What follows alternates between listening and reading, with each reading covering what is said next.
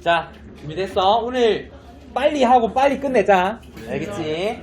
자, 교과서 78페이지고요. 우리가 오늘 배울 건 2-6이라고 적으시고 시장 실패라고 하는 개념입니다. 시장 실패. 일단 제목을 좀 적어주세요. 시장 실패. 적었어? 자, 얘들아, 만약에 학교에서 담임 선생님이 없어지면 어떨 것 같아? 실패할 것 같아요. 좋을 것 같아, 안 좋을 것 같아? 뭐 좋은 점도 있고 안 좋은 점이 있는데, 좋은 점은 일단 내가 뭐 마음대로 행동할 수 있다라는 거. 안 좋은 점은 정보를 좀 많이 못 얻는다는 거. 그런 거 정도. 여러분, 내년부터 아마 담임쌤이 없어질 수 있을 것 같아. 진심이에요? 내년부터 격변이 일어나는데 고교 학점제가 도입이 되잖아. 그러면 이제 여러분은 등교를 하실 때 그냥 1교시 수업 시간에 맞춰서 오면 될 것 같은데. 일단 집에 가는 것도 수업이 끝나면 그냥 바로 집에 가면 될 것 같은데. 대학생처럼 그냥 사물함에 자기 집 놓고 원하는 교실 찾아다니다가 원하는 시간에 퇴근이라 해야 되나? 하교하시면 될 것 같거든요. 아마 그러면 담임쌤이 없어질 거야. 그냥 담임쌤 역할은 여러분들 상담하는 그런 정도의 역할이 될 것 같단 말이지. 좋을 것 같아, 안 좋을 것 같아? 좋을 것 같아요. 좋을 것 같아요? 마찬가지로 얘들아, 경제생활에서 정부라는 사람이 없으면 어떨 것 같아? 경제생활에서 우리 각 경제 주체의 역할 배웠잖아. 정부가 없으면 어떨까? 일단 되게 자유로운 건 좋겠지? 그렇지만 너희 말하는 대로 불평등한 일이 발생할 거라고. 그럼 불평등한 일 중에 하나가 바로 이 시장 실패라고 하는 개념입니다.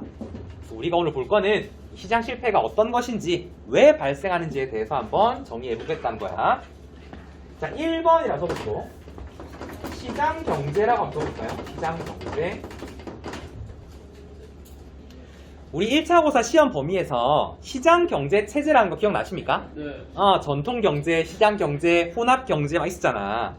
서술형 시험에 시장 경제 체제의 장점 적는 게 시험 문제였지. 뭐 적었어? 장점 뭐였어? 시장 경제 장점. 효율성이 높다라는 게 정답이었어. 그죠? 이 시장 경제는 너희 말한 대로 자원의 효율적인 배분이 이루어진다라고 하는 것이 장점이야. 자원의 효율적 배분이 이루어진다.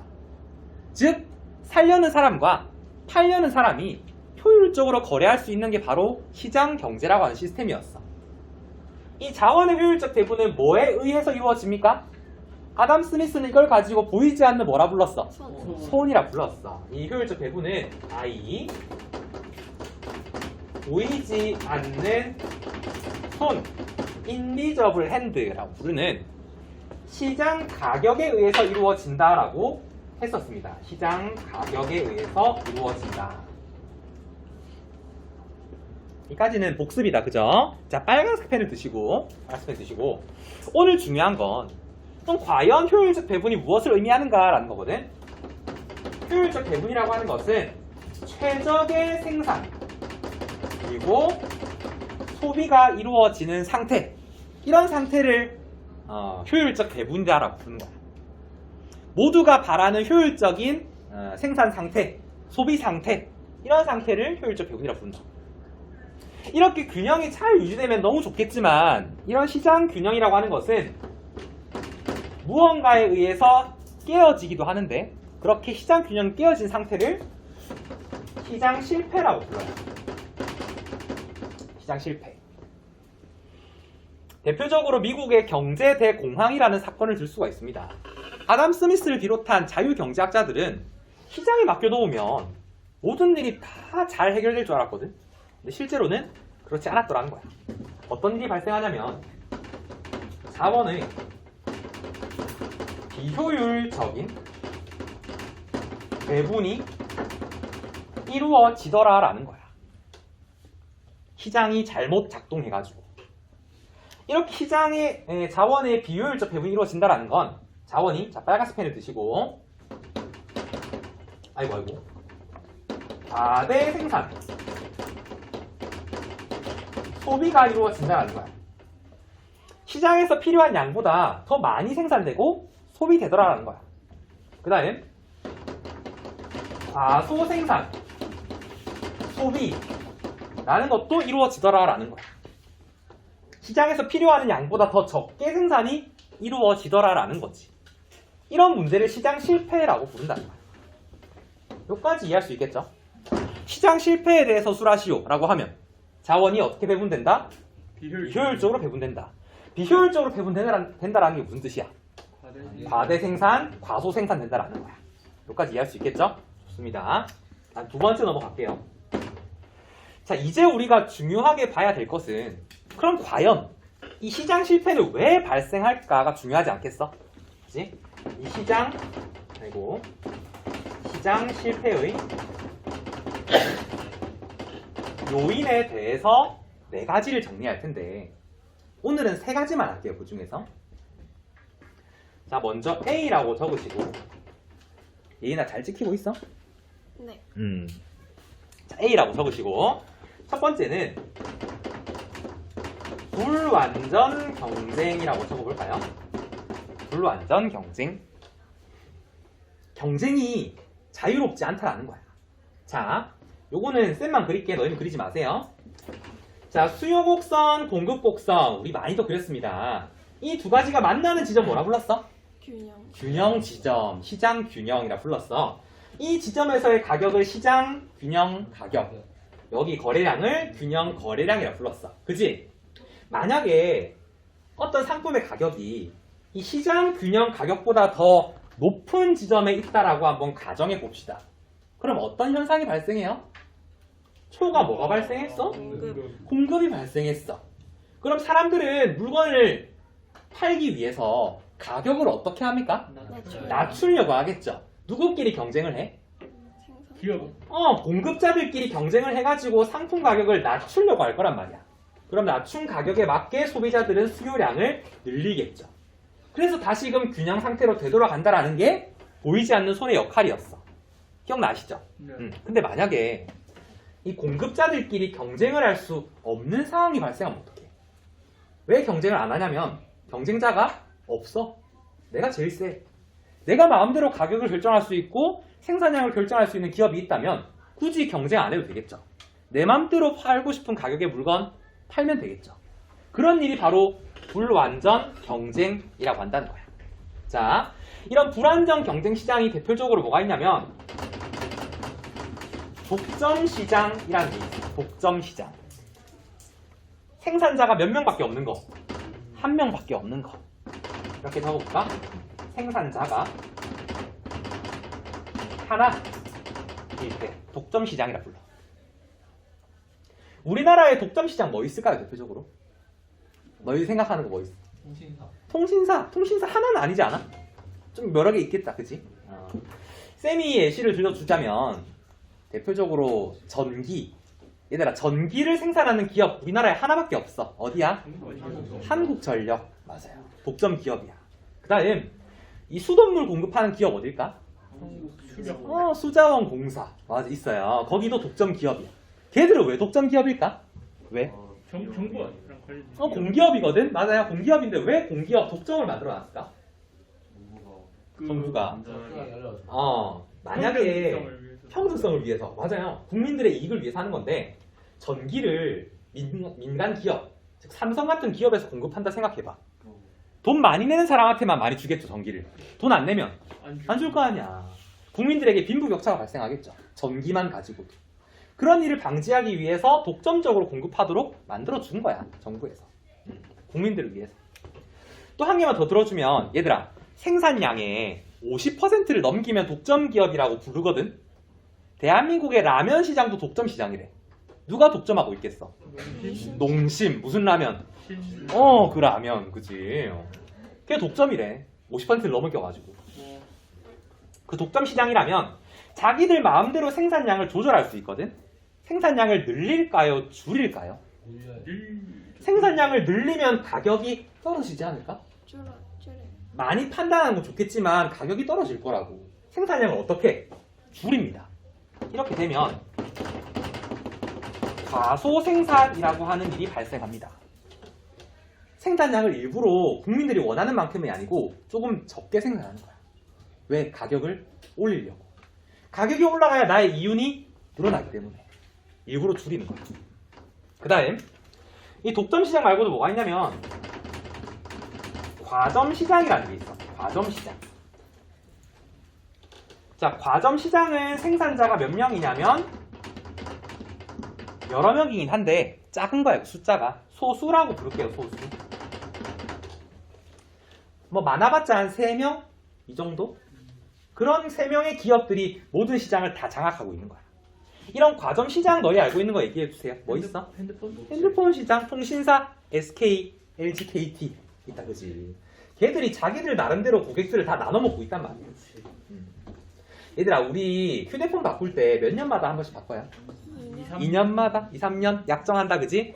약정 바꿀 때 너희 혹시 기기 변경이란 말 들어봤어? 네. 그 다음 번호 이동이란 말 들어봤어? 네. 줄여서 기변, 번이 이렇게 부르거든? 기변이 뭐냐면 통신사는 그대로 하고 기계만 바꾸는 거야. 번호 이동은 통신사도 바꾸고 기계도 바꾸는 거야. 어떤 게 더 할인을 많이 해줄까? 기기변이. 어떤 게 더? 자, 얘들아, 우리 SK, KT, LG 3개 기업 있잖아. 이 기업들의 목적은 뭐냐면 최대한 다른 기업의 고객들을 어떻게 데리고 오는. 뺏어오는 게 목적이란 말이야. 과점 기업이기 때문에. 새로운 기술을 개발할 게 없잖아. 다 똑같잖아, 사실 통신사가. 어떻게 하면 다른 기업의 고객을 뺏어올 거가 목적인데, 그러면 기변하는 것보다 번호 이동을 강조해가지고 다른 기업 걸 뺏어오는 게 좋겠지. 얘 할인율이 훨씬 높단 말이야. 이런 거에도 전부 다 기업의 어떤 생각이 담겨 있는 거란 거지. 여러분, 다음에 휴대폰 바꿀 때 이번에 많이 나왔잖아. 바꿀 때 한번 보세요. 기변 가격이랑 번이 가격이랑 보세요. 폰팔이 같네, 이렇게 하니까. 이게 전부 다 과점 기업의 전략인 거야, 그냥. 자, 과점 기업도 마찬가지로 생산량을 줄여가지고 가격을 높이려고 할 겁니다.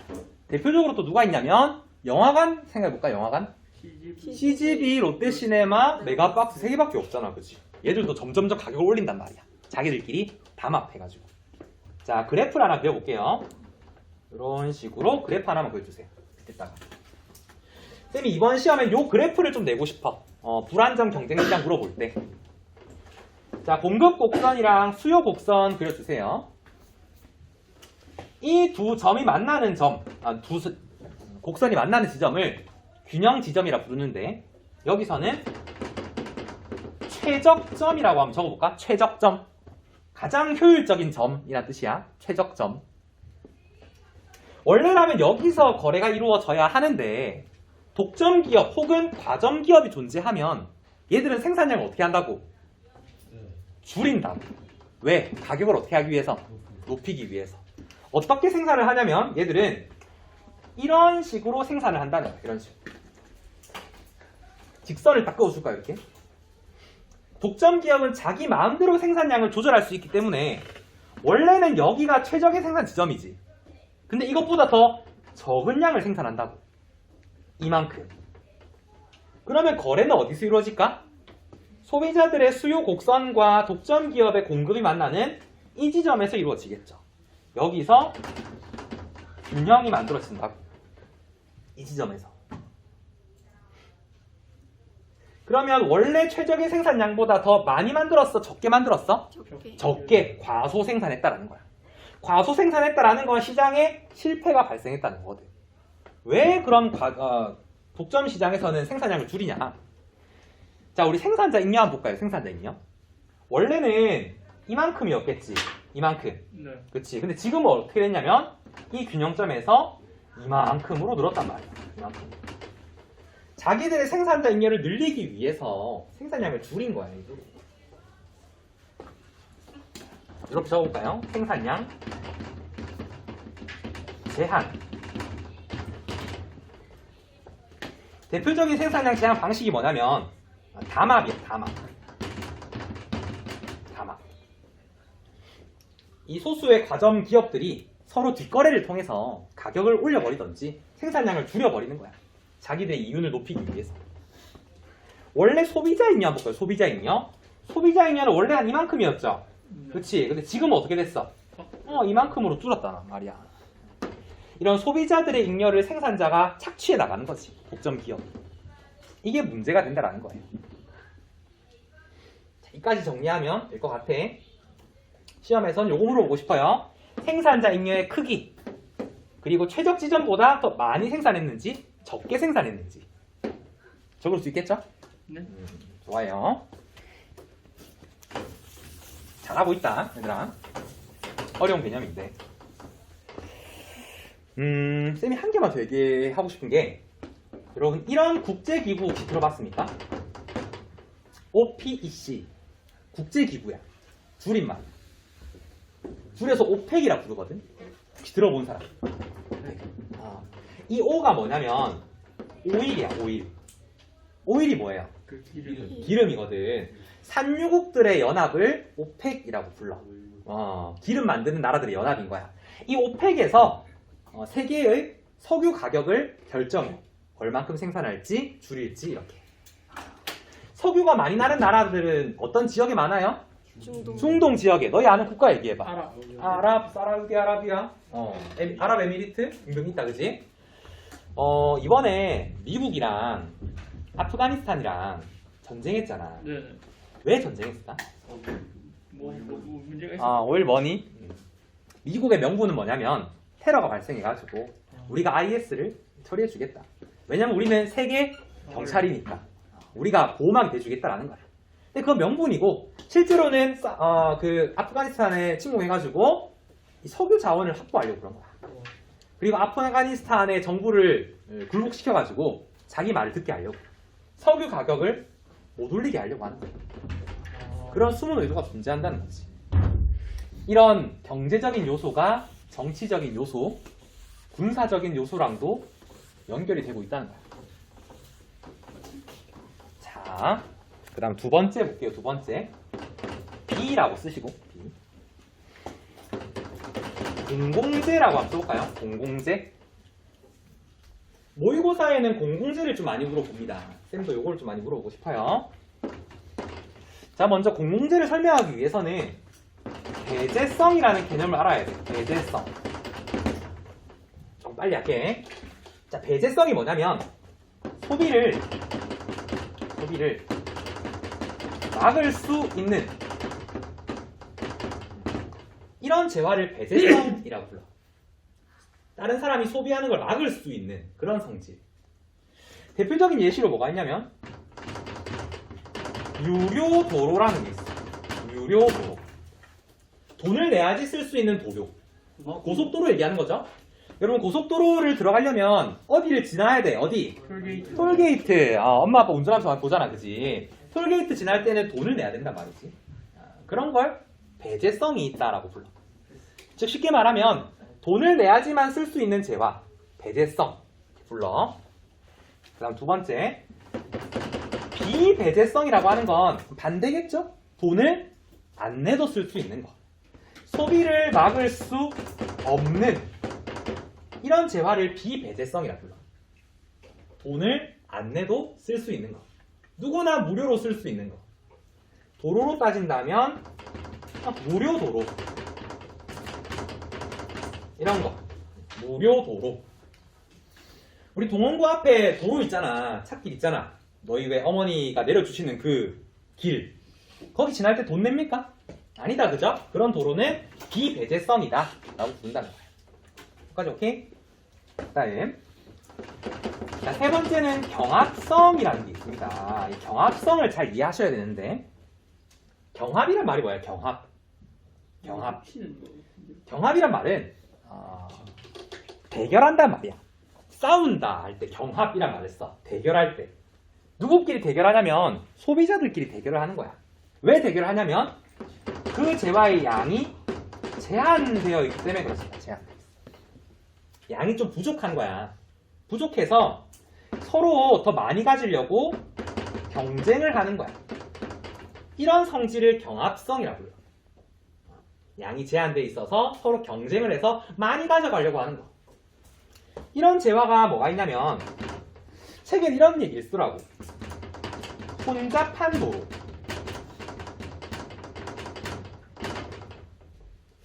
도로에 차가 가득 차가지고 혼잡하다면 내가 그 도로에 참가하면 다른 사람들은 참가 못하겠죠. 꽉 막혀 있으니까. 이런 걸 경합성이라고 불러. 쌤이 좀 더 쉬운 예시를 들어주면 여러분 콘서트 티켓 예매해봤습니까? 예매해봤어 혹시? 쌤 어릴 때 쌤이 진짜 좋아했던 여자애가 있는데 걔가 동방신기 팬이었어.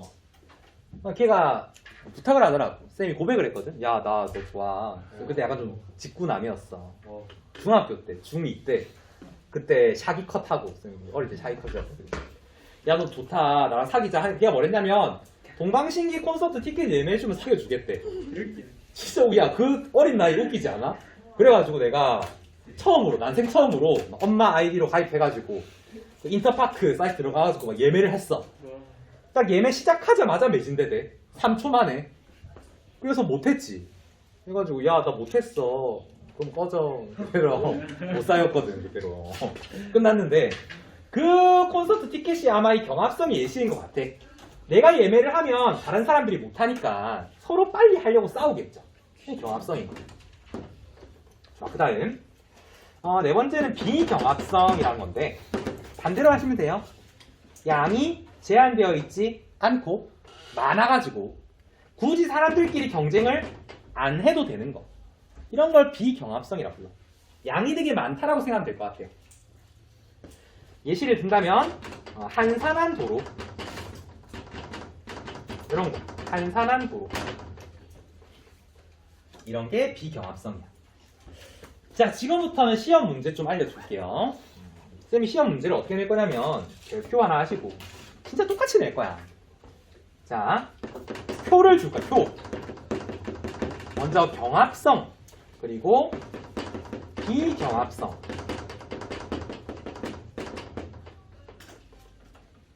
적으시고 자, 왼쪽에는 배제성 그리고 비배제성 이라고 적어볼까? 그리고 나서 이렇게 표로 만들어 주세요. 표로. 이 표를 내고 싶어. 똑같이. 표를 내고 어떻게 할 거냐면 여기에다가 A, 여기에 B, 여기에 C, 여기에 D라고 쓰고요. 각각에 해당하는 재화를 설명하세요. 뭐 서술하세요. 이렇게 쓰고 싶단 말이지. 그것도 쌤이 지금 알려줄 거야. 어떤 게 있는지. 일단 표를 그려보세요.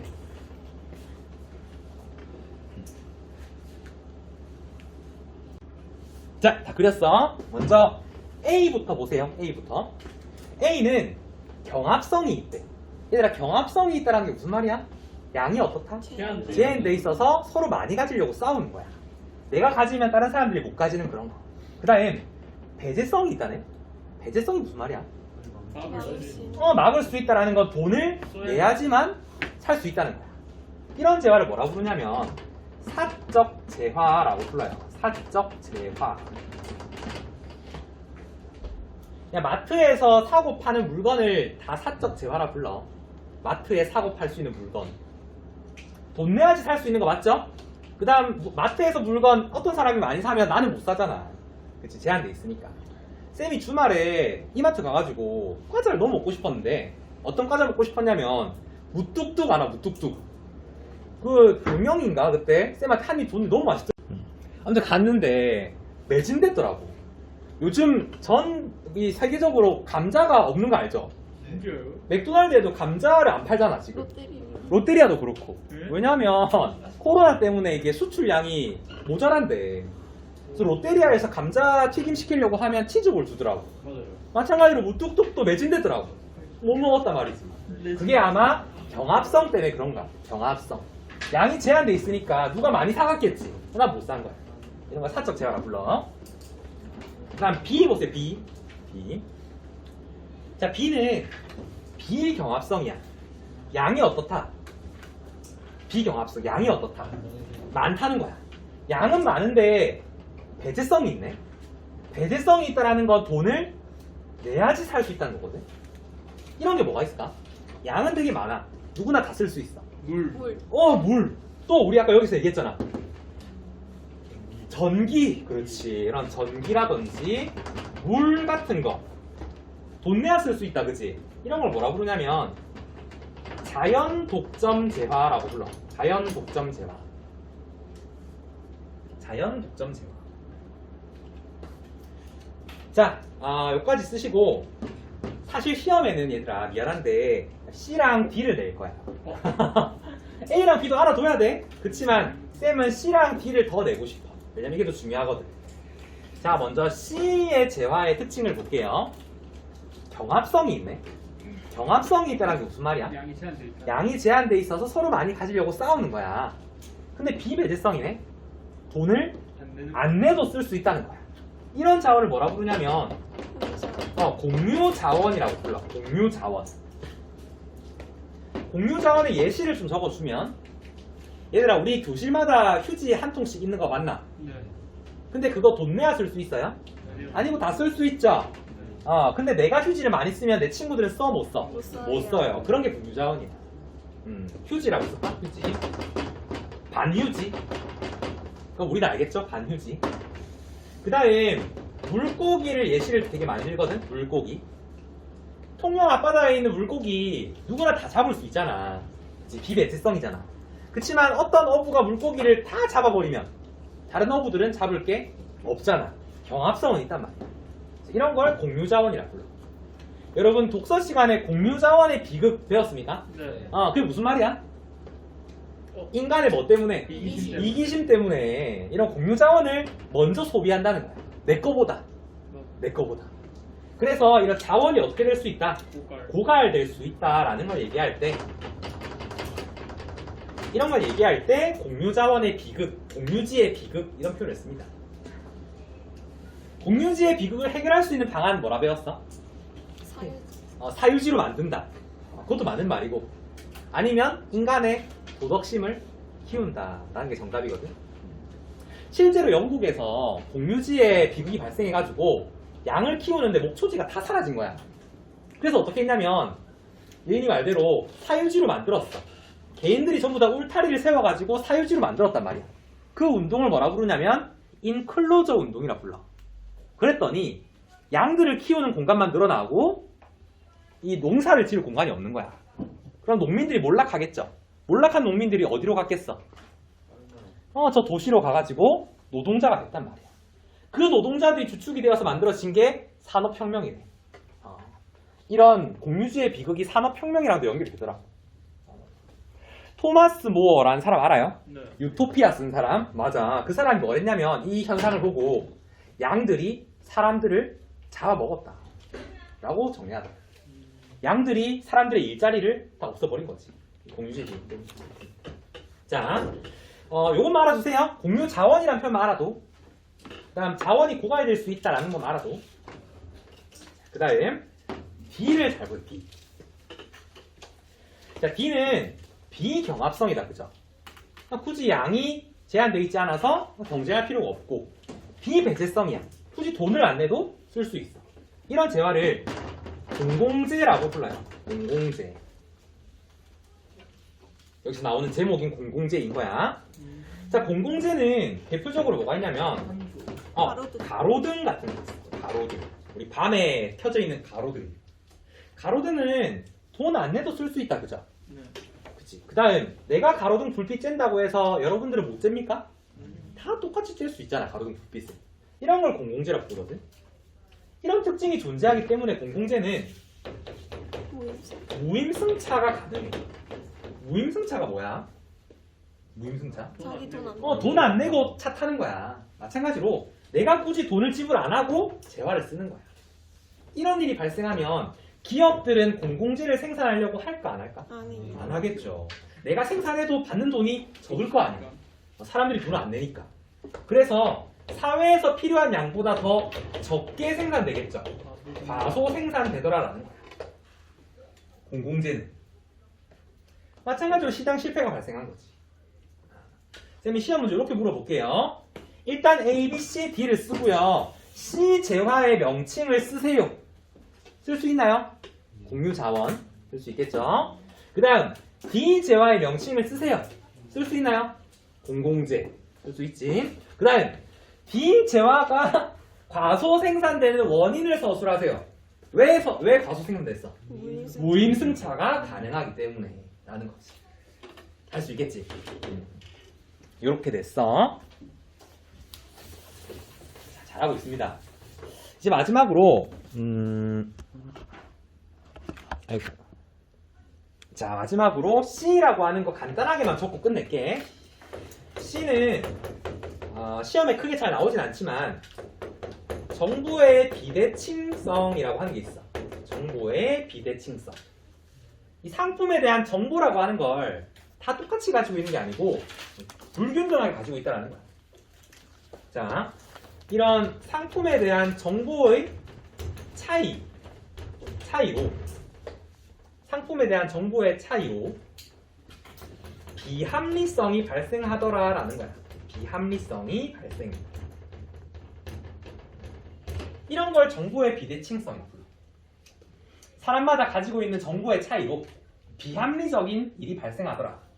비합리적인 일이 발생하니까 시장 전체 효율성이 떨어지겠죠. 마찬가지로 시장 실패다라는 거야. 자, 이런 정보의 비대칭성 예시 두 가지만 들고 끝낼게요. 첫 번째, 역선택이라고 하는 게 있어요. 역선택. 잘못된 선택을 했다라는 뜻이거든. 잘못된 선택. 자, 물건을 파는 판매자라는 사람이 있을 거고 물건을 소비하는 소비자라는 사람이 있을 거예요.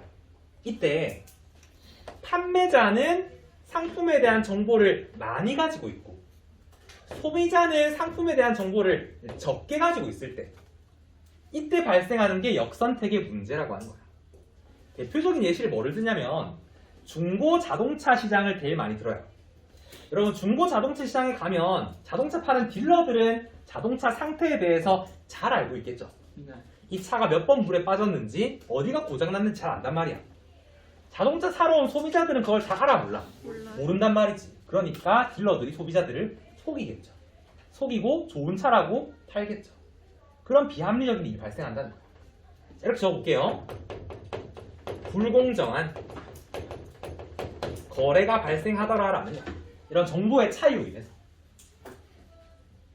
실제로 중고차 시장 가면 이런 일이 발생하겠죠? 다 속이고 팔겠지. 자, 이런 역선택을 해결하기 위해서 어떻게 해야 되냐면 일단 과대 광고라고 하는 것을 제한시켜줘야겠죠? 올바른 정보만 제공하도록 만들어줘야겠지, 법으로서. 그 다음 원산지에 대해서 표시하도록 법으로서 만들어줘야겠지. 원산지 표시제. 메이드 인 차이나인지 코리아인지 이런 거 알려줄 수 있도록 만들어줘야겠죠. 법적으로. 이러면 소비자들의 정보가 높아지니까 이런 일이 해결될 수 있다는 거예요. 첫 번째 사례였고요. 두 번째는 도덕적 해이라고 하는 문제가 있어. 도덕적 해이. 여러분, 해이가 무슨 뜻일까? 해이. 그런 말 들어봤어? 정신이 해이하다. 들어봤어? 있는 거. 나태해진다. 없어진다. 사라진다는 뜻이거든. 도덕적으로 좀 나태해지는 거야. 누가 나태해지냐면 계약을 맺은 소비자가 나태해지는 거야. 자, 상품을 판매하는 사람이 있고 소비하는 소비자가 있을 때 이번엔 판매자는 정보가 적고 소비자가 정보가 많은 거야. 이 정보는 누구에 대한 정보냐면 소비자 자신에 대한 정보야. 스스로에 대한 정보. 계약을 맺고 나서 내가 일을 열심히 할지 안 할지는 누구만 알고 있어? 소비자만 알고 있는 거 아니야? 내가 할지 말지는. 그치? 이런 걸 숨기는 거야. 여러분, 스포츠 선수들 계약할 때 연봉 협상하잖아. 연봉 협상 도장을 딱 찍고 나면 그 선수는 훈련을 열심히 할까요? 안 할까요? 일반적으로? 안 하거든. 왜? 나는 열심히 안 해도 이미 연봉이 확보돼 있으니까 굳이 훈련 열심히 안 한단 말이야. 그러면 판매자, 즉 사장님들 입장에서는 손해가 발생하겠죠. 손해 발생. 그러면 시장 전체적으로도 효율성이 떨어지는 일이 된단 말이야. 얘가 열심히 일을 안 하면. 계약한 만큼 안 하면. 자, 이런 문제는 어떻게 해결할 수 있느냐. 여러분, 스포츠 선수들 연봉 협상할 때에도 항상 뭘 끼워 넣어? 옵션을 끼워 넣는다고 했어. 옵션을. 우리 축구 선수들 옵션 넣을 때 뭐 넣어요, 주로? 아니, 그런 거 말고 계약 조건에서 네가 만약에 몇 골을 넣으면 돈을 더 주겠다. 우리 팀 순위가 몇 등에 들면 돈을 더 주겠다라는 거야. 이데오 옵션이 뭔지 알아요? 이데오 옵션? 롯데가 우승하면 몇 억 더 주겠대. 근데 못 받은 거지 지금, 그렇지? 이렇게 성과금을 지급해 주는 거야. 성과금 지급. 그러면 소비자들이 좀 더 열심히 일하게 되겠죠. 그러면 손해가 줄어들면서 시장 전체의 효율성도 높아질 거라. 자, 오늘 여기까지만 할게요, 얘들아. 여기까지만 하시고 요거 잘 보세요. 과소 생산되는 거 요거, 그 다음 표 요거 잘 보세요. 알겠죠? 요거는 그냥 참고만 하시고. 질문 이상 질문하세요.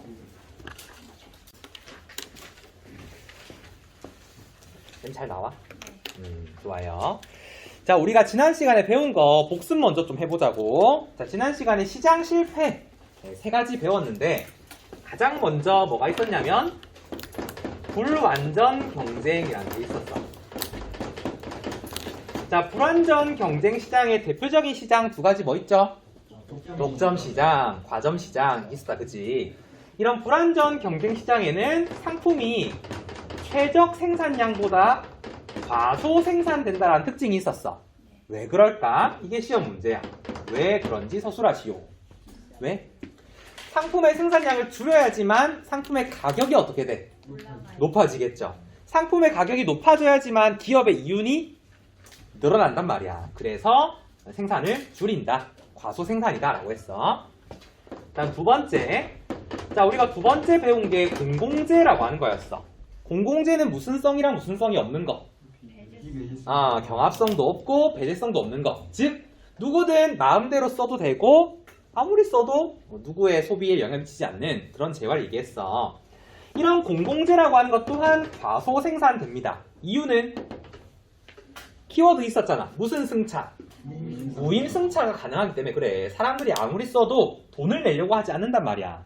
그러다 보니까 기업은 생산하지 않고 과소 생산되겠죠. 마지막으로 세 번째가 뭐였냐면 정보의 비대칭성이라고 하는 거였어. 비대칭성. 자, 정보의 비대칭성이 뭐냐면 사람마다 상품에 대해 가지고 있는 정보가 다르다 보니까 항상 합리적이 아니라 비합리적인 선택을 하더라라는 거야, 사람들이. 중고차 되게 안 좋은 중고차인데도 속이고 파는 거지. 이런 일이 반복되다 보면 시장 전체의 효율성이 떨어지겠죠. 자, 이렇게 세 가지를 배웠어. 그죠? 이게 시장 실패였고요. 오늘은 여기에 이어서 네 번째 시장 실패 요인을 배울 거야. D라고 할게요. 자, 오늘은 필기할 게 좀 많습니다, 얘들아. 여기 칠판 한 판을 꽉 쓸 텐데 그래프를 좀 4개 그릴 거거든? 하나, 둘, 셋, 4개를 그릴 거야. 여러분 필기 노트에 미리 계획을 세우고 필기를 좀 해주세요. 자, 먼저 D라고 쓰시고요. 외부 효과라고 씁시다. 외부 효과. 외부 효과. 외부 효과란 말은 외부에서 어떤 영향을 미쳐가지고 시장의 효율성을 저해하는 효과다라는 뜻인데, 이런 외부 효과는 두 가지로 나뉠 수가 있어. 첫 번째, 긍정적 외부 효과라고 하는 것이 있습니다. 긍정적 외부 효과. 한번 써볼까요? 긍정적 외부 효과. 자, 긍정적 외부 효과가 무슨 뜻이냐면, 좀 써볼게요. 길다. 제3자에게, 그러니까 다른 사람들에게 의도치 않은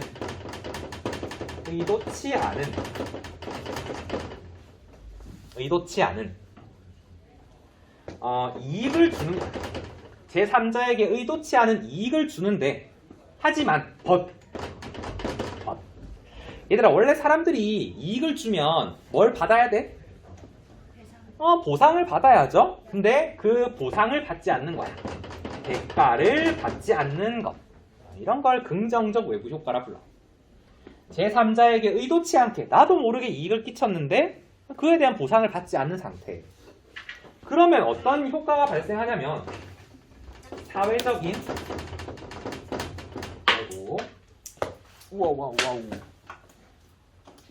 자, 사회적으로 요구하는 사회적 최적점보다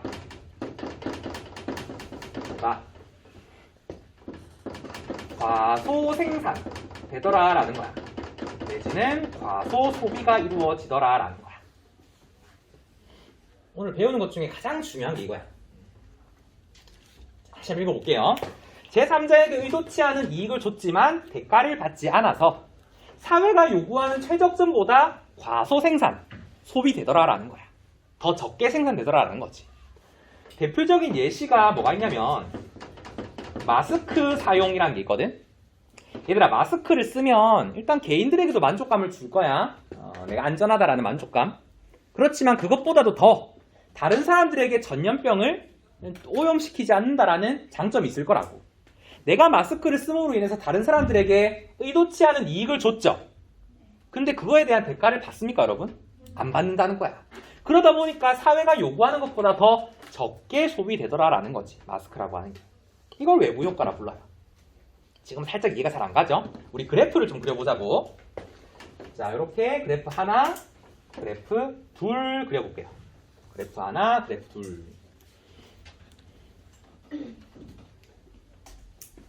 자, 그렸어. 그러면 먼저 첫 번째 그래프에다가 공급 곡선, 수요 곡선 하나 그려주세요. 공급 곡선, 수요 곡선. 자, 공급이랑 수요가 만나는 지점 뭐라 불러요? 균형 지점. 시장의 균형인데 여기서는 이 균형점이 뭘 의미하냐면 최적점이라고 써봅시다. 최적점. 사회가 요구하는 가장 최적의 지점. 가장 뭔가 효율적으로 생산이 이루어지고 소비가 이루어지는 지점이라고 써볼게요. 그리고 이때의 생산 곡선, 공급 곡선을 사회적인 비용이라고 한번 써볼까? 사회적인 비용. 사회적인 비용. 자, 쌤이 지금부터 어떤 예시를 들 거냐면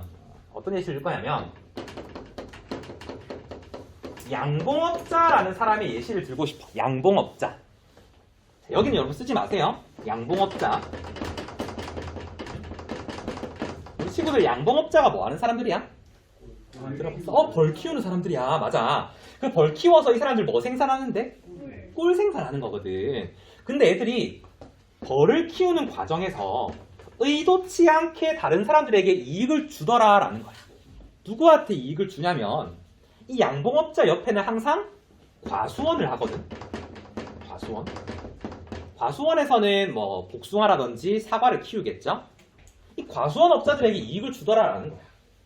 얘들아, 벌들이 꿀을 어디서 빨아먹어요?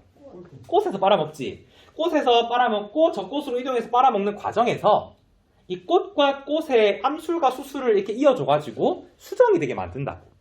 이렇게 벌들이 옮겨 다니는 일이 많으면 많을수록 사과의 생산량이 늘어나더라는 거야. 이렇게 양봉업자가 의도치 않게 과수원업자에게 이익을 줬는데 그 대가를 받아 안 받아? 안 받는다고. 그럼 어떤 일이 발생하느냐? 자, 원래 양봉업자는 벌꿀을 생산하는 생산비에다가 과수원업자로부터 그 대가를 받아야 되거든. 보상을. 이게 원래 사회적으로 요구하는 생산 비용이란 말이야. 여기서 쌤이 썼던 사회적 비용. 근데 이 사람은 이익을 줬는데 대가를 받았어? 못 받았어? 못 받았단 말이지. 그럼 양봉업자 입장에서는 내가 벌꿀을 생산하는 데 드는 비용이 늘어난 거야? 줄어든 거야? 원래는 대가만큼을 빼서 비용이 작게 들어야 되는데 대가를 못 받았으니까 비용이 늘어난 효과가 생긴다고. 그럼 이 사람은 비용이 늘었으니까 생산을 늘릴까요? 줄일까요? 줄이더라라는 거야. 이런 식으로. 이걸 사적 비용이라고 써볼게요. 사적 비용. 원래는 대가를 받아서 비용이 낮아야 되는데 대가를 못 받아서 비용이 늘어난 거야. 공급이 줄어든 거죠. 그래서 새로운 이 지점에서 균형이 만들어지더라라는 거지. 여기를 균형점이라고 써볼게요. 균형점. 자, 새로운 균형점을 분석해 보니까 사회적으로 요구하는 최적의 생산량보다 생산량이 더 어때요? 많아요? 작아요? 작더라라는 거야. 과소생산되더라라는 거지. 시장 실패가 발생하는 거죠. 사회적으로 요구하는 수량보다 더 작게 생산하더라라는 거지. 이걸 좀 적어볼게요. 자, 사적인 비용 그리고 사회적인 비용이 있을 때 어떤 게 더 큽니까 지금? 사적 비용이 더 크게 나타나고 있다라는 거야. 쌤이 좀 물어봐도 될까? 왜 사적 비용이 더 커요? 이 사람은 이익을 줬는데 대가를 받지 못했기 때문에 비용이 더 높아진 효과가 발생한다고. 대가를 못 받았기 때문에. 그래서 사회 전체적으로 봤을 때는 필요한 생산량보다 더 적게 생산되더라라는 게 결론이야. 과소 생산되더라. 요거 이해하면 정말 잘 따라오고 있는 거야. 자, 그러면 두 번째 그래프로 넘어가 볼게. 똑같은 얘기예요. 이번엔 소비 측면에서 접근해 볼게요. 자, 마찬가지로 공급 곡선과 수요 곡선 하나 그려주세요. 공급이랑 수요 곡선.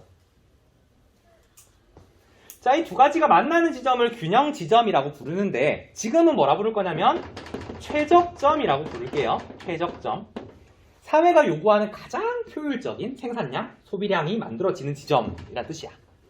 이때의 수요 곡선을 뭐라 부를 거냐면 사회적인 편익이라고 부를게. 사회적 편익. 그래서 자, 사회적 편익이란 말은 사회 전체적으로 느끼는 만족감이란 뜻이야. 쌤이 예시를 뭘 들고 싶냐면 여기는 향수라고 하는 걸 좀 들고 싶거든. 향수. 여러분 향수 뿌리십니까? 쌤은 제 비밀인데 아직까지 예전 한 10년 전에 만났던 여자친구가 선물해준 향수를 들고 있거든. 뿌리고 있단 말이지. 아무튼 뿌리고 있던데 찍히고 있네요. 큰일 났네. 자, 이 향수를 만약에 뿌리게 되면 개인적으로도 만족감 느끼겠죠? 만족감. 나한테 좋은 냄새 나니까 만족감 느낄 거란 말이지. 그리고 나서 이 향수를 뿌리게 되면 내가 지나갔을 때 향이 남으니까 다른 사람들도 좋은 냄새 맡겠지. 그럼 다른 사람들에게 내가 의도치 않게 이익을 준 거 맞습니까? 네. 그치, 좋은 냄새가 나니까. 근데 나는 그 향수 맡게 한 대가를 받았어, 못 받았어? 못 받았다는 거야. 자, 원래라면 내 향수 냄새를 맡은 사람들에게 나는 대가를 받은 만큼의 총 만족감을 느껴야 돼. 돈도 받아야 돼, 원래라면. 이게 사회적인 편익이야. 그치? 다른 사람들에게 대가도 받아야 되니까. 근데 나는 이 대가를 받았어, 못 받았어? 못 받았다라는 거야. 그럼 나는 원래 느껴야 할 사회적인 편익보다 더 작은 만족감을 느끼겠죠. 그럼 사적 편익은 사회적 편익보다 더 낮다라고 할 수 있겠네? 그럼 수요 곡선이 여기보다는 더 낮게 위치하겠죠, 이런 식으로. 여기를 사적 편익이라고 부를게요. 자, 이렇게 사적 편익은 사회적 편익보다 낮다 보니까 새로운 균형점, 여기를 균형점이라고 적을게요. 자, 새로운 균형점에서는 사회적인 최적의 소비량보다 더 적은 양을 소비하더라라는 거야, 사람들이. 사회가 요구하는 소비량보다 더 적은 양을 소비하더라라는 거야. 이걸 좀 정리해 볼게요. 자, 개인들이 느끼는 사적 편익이라고 하는 게 있고, 사회가 요구하는 사회적으로 바람직한 사회적인 편익이 있다고. 이때 어떤 게 더 커요? 사회적 편익이 더 큰 일이 발생하고 있다고. 지금 물어봐도 되나? 왜 그런 거야, 이거? 사람들은 개인적으로 의도치 않은 이익을 줬는데 그에 대한 대가를 받아 못 받아? 못 받았기 때문에 사회적으로 요구하는 만족감보다 더 낮은 만족감을 느낀다고.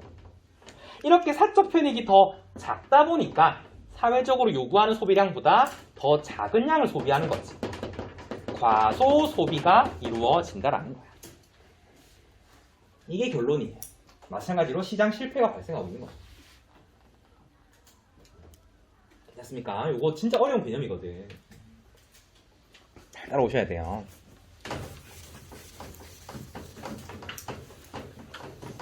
자, 여기까지 괜찮? 그럼 우리 반 했어. 잘 집중하고 있나요? 자, 힘내시고. 좀 덥지 않아? 괜찮아? 우리 아침에는 진짜 춥던데 점심에 해 뜨니까 좀 그래도 덥다. 쌤이 오늘 너무 추울 것 같아가지고 이렇게 조끼 입고 왔거든. 그 출근하려고 하는데 와이프가 오빠 오늘 뭐 휴대폰 팔러 가냐면서 무슨 얘기를 하는 거야.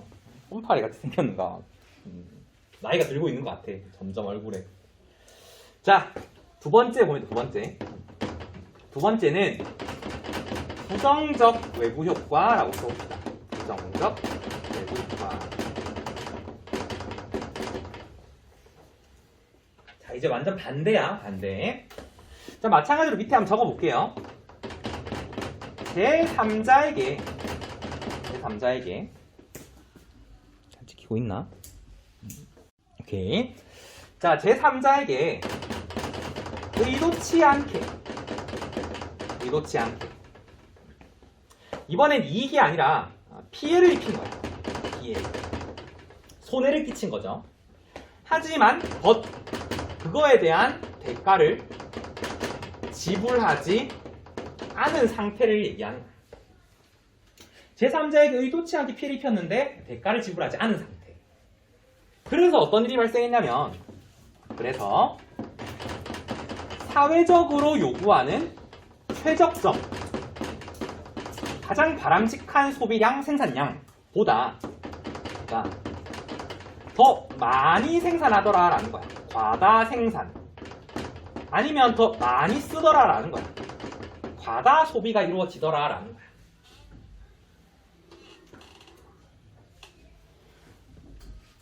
일단 이렇게 써주시고 밑에다가 그래프를 2개를 그려주세요. 이런 식으로 하나, 둘 이렇게 그려주세요. 여기까지만 그리면 끝이야. 자, 먼저 왼쪽 그래프에다가 공급 곡선, 수요 곡선 하나 그려주세요. 일반적인 공급 곡선, 수요 곡선. 자, 둘이 만나는 지점을 균형 지점이라 부르는데 여기서 뭐라 부를 거냐면 사회적인 최적점이라고 부를게요. 최적점. 가장 효율적인 생산량, 소비량이 이루어지는 지점이야. 자, 여기에서 쌤이 예시를 뭘 들고 싶냐면 생산이니까 오염 물질 배출이라고 한번 써볼게. 오염 물질 배출.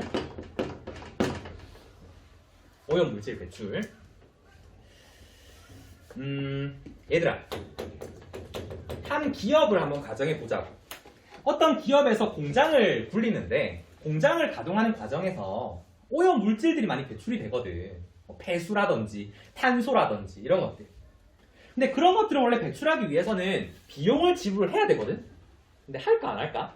안 한다는 거야. 몰래 방출하더라라는 거야. 몰래 내보내고.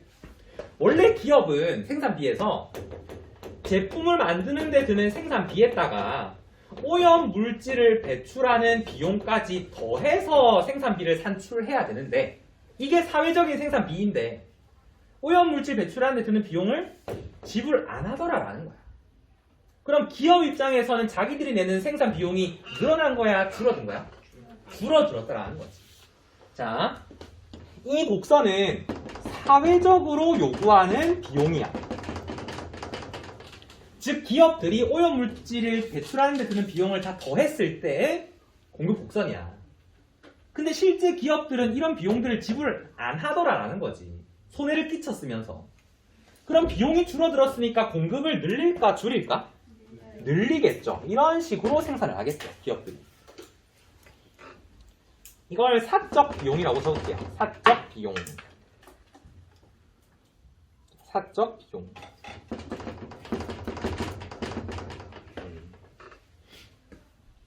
그러면 여기 만나는 지점이 생기겠죠? 여기를 균형점이라고 부를게요. 자, 균형점을 분석해 보니까 사회적으로 요구하는 최적의 생산량보다 더 많이 생산하더라라는 거야. 사회적으로 요구하는 생산량보다 더 많이 생산하더라라는 거지. 이걸 좀 정리해 보자고.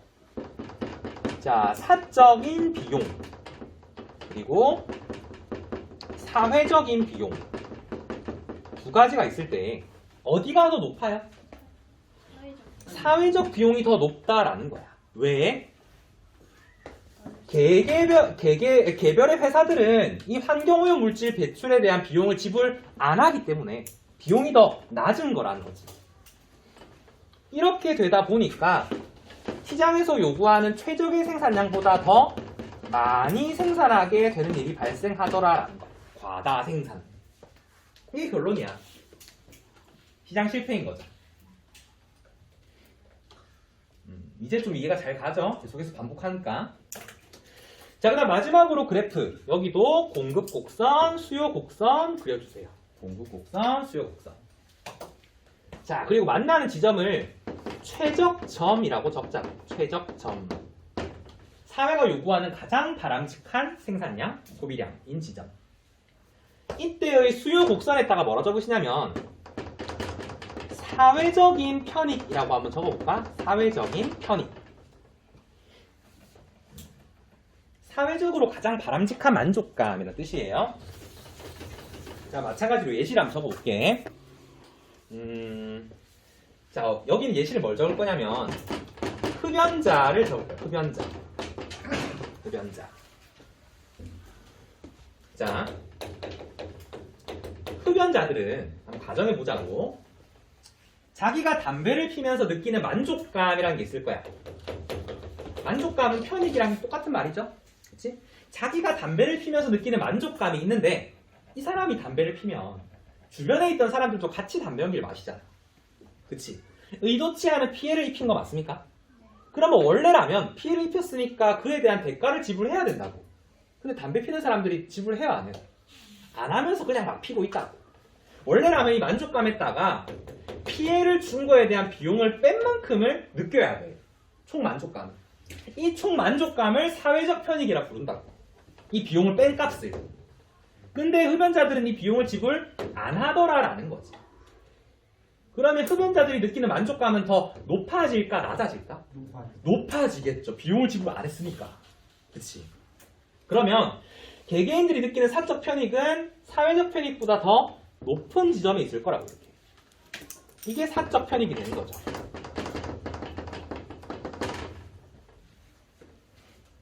이 손해에 대한 대가를 지불하지 않았기 때문에 더 큰 만족감을 느끼는 거야. 아싸, 돈도 안 내고 내가 담배 많이 핀다라는 거지. 그러면 새로운 여기서 균형점이 만들어지겠죠? 균형점. 자, 균형점을 분석해 보니까 사회적으로 요구하는 최적의 생산량, 소비량보다 더 많이 소비하더라라는 거야. 사회가 요구하는 담배 소비량보다 더 많이 소비하더라라는 거지. 시장 실패인 거죠. 자, 정리해 볼게. 사적 편익 그리고 사회적 편익 두 가지가 있을 때 어떤 게 더 큽니까? 사적 편익이 더 크네요. 그 이유는 오케이. 자, 어디까지 했지? 아, 여기 했네요. 왜 사적 편익이 더 크냐면 뭐 대가를 지불하지 않았기 때문에 그런 거죠. 자, 그러다 보니까 시장이 요구하는 양보다 더 과대 소비하더라라는 거야. 과대 소비. 이 결론이 나오죠. 시장 실패. 자, 이렇게 하면 다 했어. 오늘 할 중요한 내용들은 다 했고 좀 외우는 방식들을 알려주면서 정리할게. 자, 먼저 여기 보세요. 긍정적 외부 효과. 왜 긍정적이냐면 의도치 않은 이익을 끼쳤기 때문에 긍정적이라는 거야. 그렇지만 대가를 지불받지 않아서 과소 생산, 과소 소비 됐죠. 이건 좀 외우는 팁인데요. 긍정적 외부 효과는 과소야. 알겠지? 긍정적이니까 더 작게 되겠지. 그 다음 부정적 외부 효과는 의도치 않게 피해를 입혔기 때문에 부정적인 거야. 그리고 부정적 외부 효과는 외우는 팁 항상 과다입니다. 이것도 과다입니다. 과다. 이렇게 외우면 될 것 같아. 쌤이 여기서 시험 문제 한 개만 알려줄게. 쌤이 시험 문제를 다 냈는데 벌써 얘기 때문에 이렇게 냈어. 형성평가라고 생각해. 먼저 이렇게 냈어. 사적 편익 그리고 사회적인 편익 이렇게 두 가지가 있을 때 사적 편익과 사회적 편익. 사적 편익이 더 크대. 개인들이 느끼는 만족감. 그러면 이것은 과다 소비가 될까요? 과소 소비 될까요? 사적 편익이 더 크다라는 건 수요 곡선이 더 오른쪽에 있단 말이겠지. 그러면 사회적으로 요구하는 양보다 더 많이 소비한단 말이겠죠? 과다 소비 되겠죠? 과다 소비. 과다 소비가 된다라는 건 긍정적이야, 부정적 외부 효과야? 부정적 외부 효과라는 거지. 잘했어. 이거 맞추는 게 시험 문제야. 이게 끝이야. 이게 다야. 한 개만 더 하자. 자, 사적 비용이랑 사회적 비용이 있어. 사회적 비용. 근데 둘 중에 쌤이 시험 문제에서 얘를 더 크다라고 줄 거야. 자, 사적 비용이 더 크다라는 건 과소 생산 되겠어? 과다 생산 되겠어? 사적 비용이 더 크다라는 건 공급 곡선이 더 왼쪽에 있단 말이겠죠. 비용이 더 많으니까 공급이 적을 거 아니야. 그럼 사회적으로 요구하는 양보다 더 적게 생산하겠죠. 얘는 과소 생산 되겠지. 과소 생산이니까 긍정적이야, 부정적이야? 긍정적 외부 효과라고 할 수 있겠죠. 긍정적 외부 효과. 이런 거 맞추는 게 시험 문제야. 끝이야. 이게 다야. 이거 이해했으면 다 한 거예요. 근데 쌤이 조금 이제 어렵게 내겠죠. 어떻게 낼 거냐면, 자, 사적 비용에서 사회적 비용을 뺐더니 이게 0보다 크더래. 그게 무슨 말이야? 사적 비용에서 사회적 비용을 뺐더니 0보다 크대. 그러면 사적 비용이 사회적 비용보다 크단 말 아니야? 그치? 그러면 똑같은 문제잖아, 이거랑. 이렇게 적어주시면 된다는 거야. 할 수 있겠죠? 이거. 이 이론이 가장 최근에 나온 거야. 아담 스미스가 보이지 않는 손이란 걸 만들어가지고 와, 자유경제 최고다, 짱이다, 시장에게 모든 걸 맡기자라고 했는데 실제로 그렇지 않았다는 거야. 미국에서 경제대공황이라는 사건이 터지면서 이 시장에 맡기면 안 되겠다. 왜 안 될까라는 걸 분석하는 과정에서 나온 게 바로 외부 효과라고 하는 거야. 자, 한 개만 더 적고 맞춰요. 3번이라 적으시고 간단한 것만 적고 맞히자. 글로 된 거. 자, 3번은 정부 실패라고 한다. 정부 실패. 정부 실패. 이렇게 시장이 제 기능을 못하니까 누가 나서야 되냐면 정부가 나서는 거야. 얘들아, 여기 한 개만 더 봐. 중요한 거. 긍정적 외부 효과에서는 과소 생산, 과소 소비 되잖아. 그럼 정부가 나서서 어떻게 해줘야 돼? 생산이 느려져. 지금 사회가 요구하는 양보다 덜 생산된다며. 그럼 생산을 늘려줘야지. 지금 사회가 요구하는 것보다 덜 소비된다면 소비를 늘려줘야 되는 거 아니야. 그럼 정부가 나서서 보조금을 지급하는 거야. 보조금. 보조금을 지급하면 공급이 늘어나겠죠. 그리고 소비도 늘어나겠죠. 그럼 사회적인 최적 지점으로 맞춰질 거라고. 이게 정부의 역할이야. 그 다음, 부정적 외부 효과가 발생하면 사회적으로 요구하는 것보다 많이 생산된다며.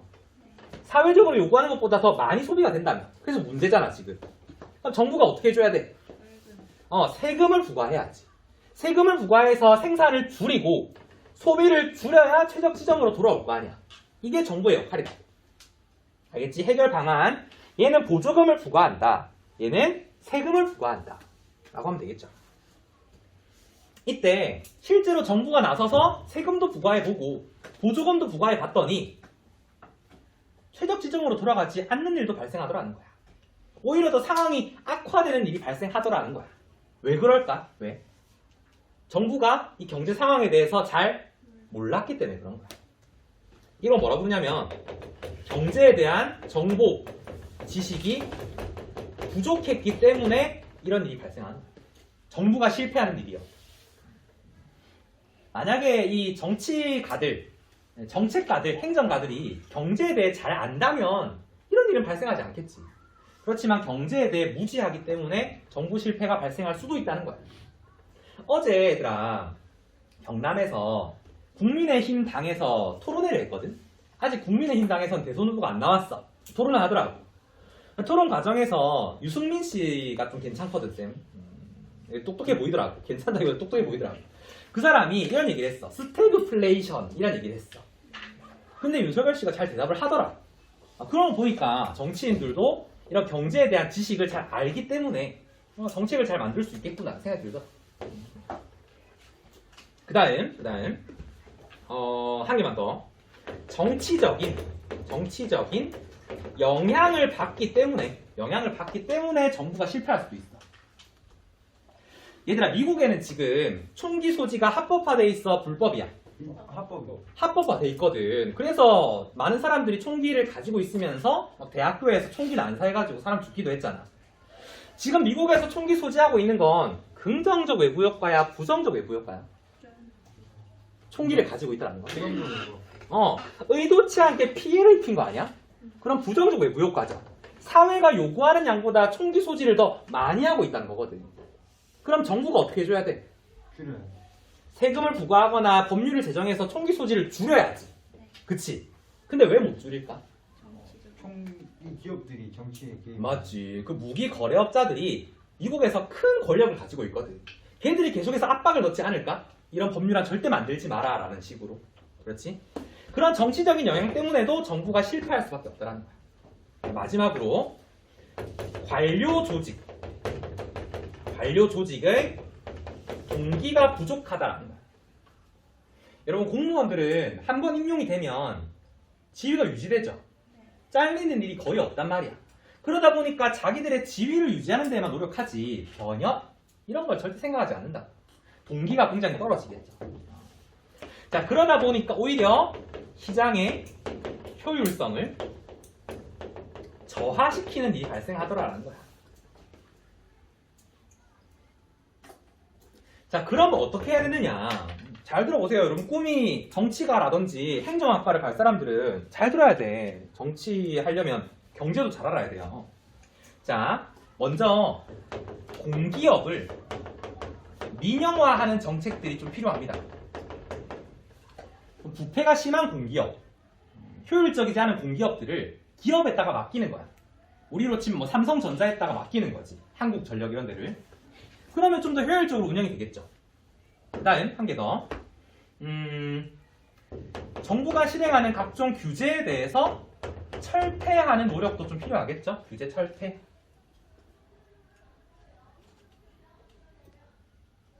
그 다음에 마지막으로 국민들의 늘 하는 말 있잖아. 관심과 참여가 필요하다. 이런 말들. 국민들이 열심히 참여하고 관심을 가져야 정부가 저지르는 이런 부정부패, 무관심, 정부 지시 부족들을 해결할 수 있다는 거지. 여기까지만 정리하면 될 것 같아요.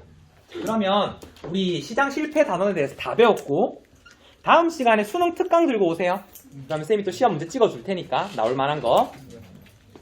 여기까지만 하고 질문 있는 사람 질문하세요.